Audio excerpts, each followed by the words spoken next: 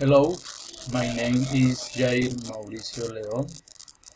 I am an industrial engineering student and I am currently in my ninth semester.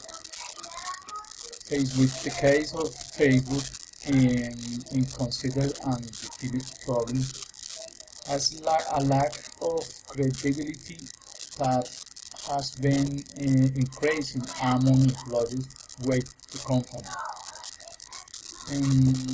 What can the cause? Lack of positivity leaderships. The vision of the company is not well defined by the sales.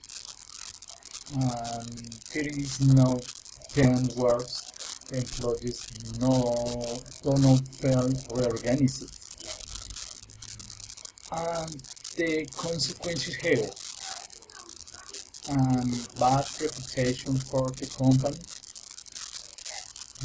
decreasing in income, loss of users, and affected organizational structure.